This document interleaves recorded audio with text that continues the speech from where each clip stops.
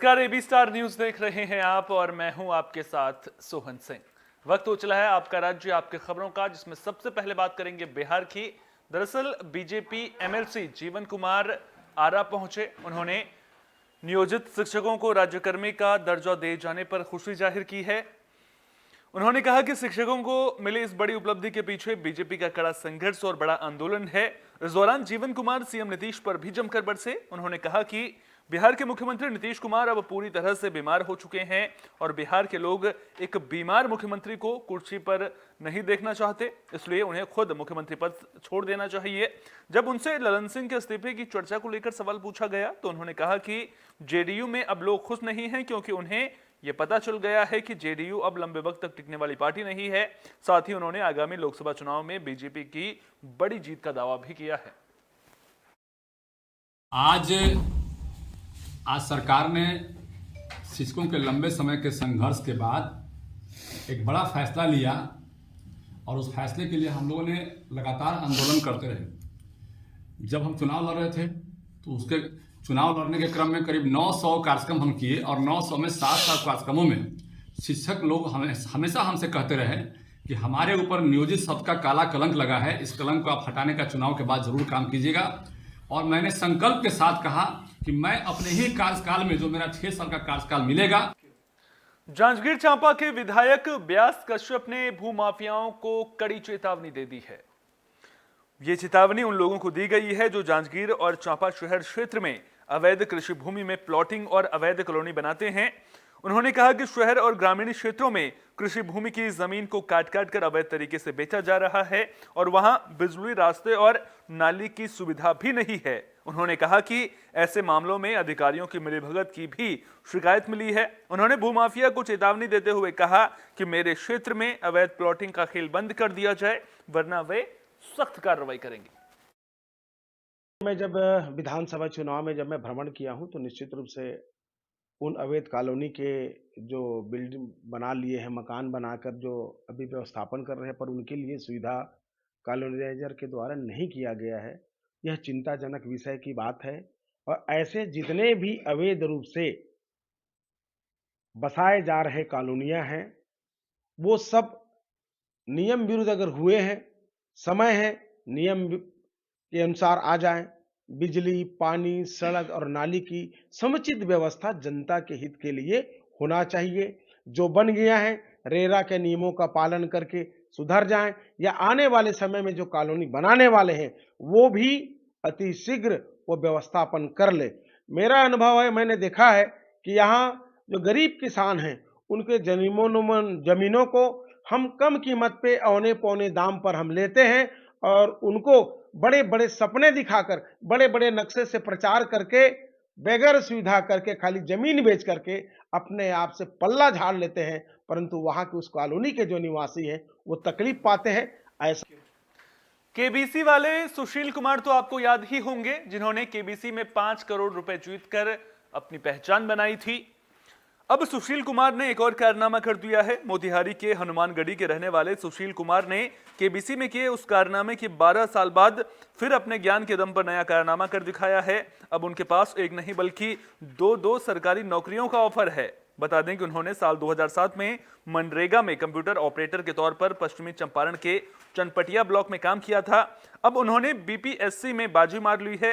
बता दें कि सुशील ने क्लास 6 से लेकर 8वीं और 11वीं से लेकर 12वीं के लिए परीक्षा दी थी। दोनों परीक्षा में उन्होंने सफलता हासिल कर ली है। सुशील को प्लस 2 में मनोविज्ञान में 119वां रैंक मिला है, जबकि वर्ग 6 से 8 में सोशल साइंस में 1692वां रैंक मिला है। अब सुशील स्कूल में साइकोलॉजी पढ़ाएंगे। सुशील ने बताया कि उनका सिलेक्शन हुआ है और वे ज्वाइन भी करेंगे। हालांकि अभी तक उन्हें लेटर नहीं मिला है, मगर बीपीएससी से जारी रिजल्ट में उनका नाम जरूर है। केबीसी विनर होना अभी जिम्मेदारी थी, लेकिन ये एक शिक्षक होना ज़्यादा बड़ी जिम्मेवारी है और हम प्रयास करेंगे कि इस जिम्मेदारी को निभाएं। कैसा लग रहा है आप लोग के परिवार में, क्या स्थिति है, क्या माहौल है? नई नई जिम्मेदारी मिली है, सफलता आपके पीछे दौड़ रही है, आप सफलता के पीछे नहीं, हर आदमी सफलता के पीछे दौड़ता है। यही हम भी सफलता के पीछे दौड़े और मेहनत की। और एक आम बिहारी परिवार जो होता है ना, उसके घर में सरकारी नौकरी का बड़ा महत्व होता है। और शिक्षक का जो है उसका कहना ही क्या। आप देख सकते हैं कि कितनी चर्चा पूरे देश में हो रही है जो बिहार में शिक्षक बहाली।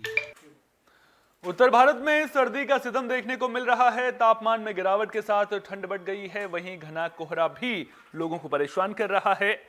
कोहरे की वजह से विजिबिलिटी कम हो गई है, जिससे वाहन चालकों को परेशानी का सामना करना पड़ रहा है।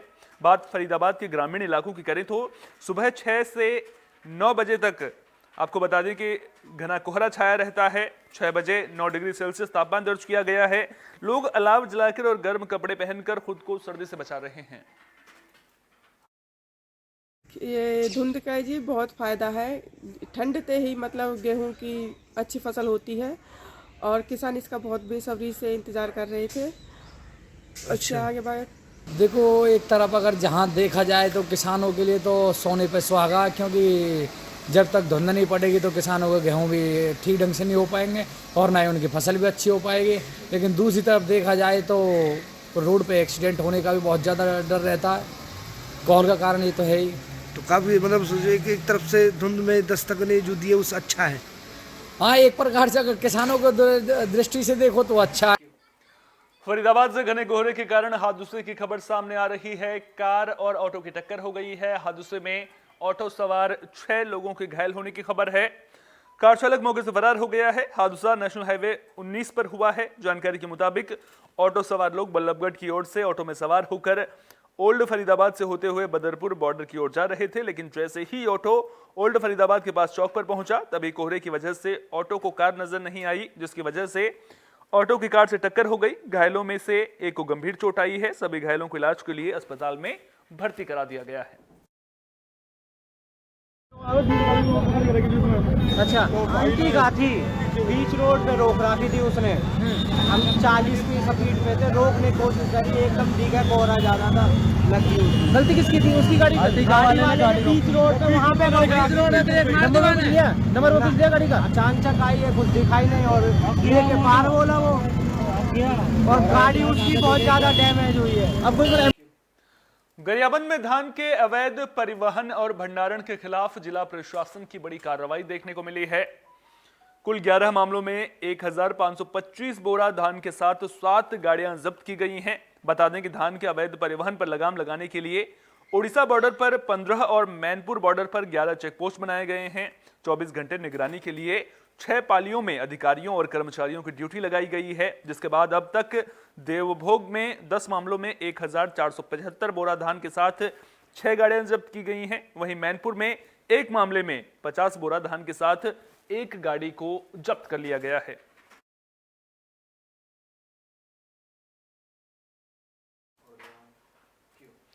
गरियाबंद की उदंती टाइगर रिजर्व की टीम का बड़ा एक्शन देखने को मिला है। ओडिशा में आपको बता दें कि उदंती टाइगर रिजर्व की टीम ने छापा मारा है।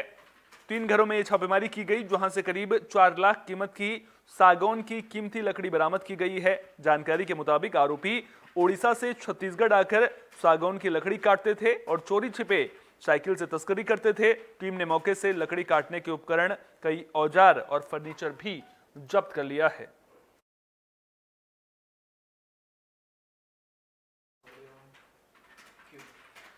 भोजपुर में बदमाश बेलगाम नजर आ रहे हैं। लगातार गोलीबारी की घटनाएं सामने आ रही हैं। ताजा मामला सोहार थाना इलाके के करवासीन गांव का है, जहां बालू घाट पर हथियारबंद बदमाश ने एक शख्स को गोली मार दी।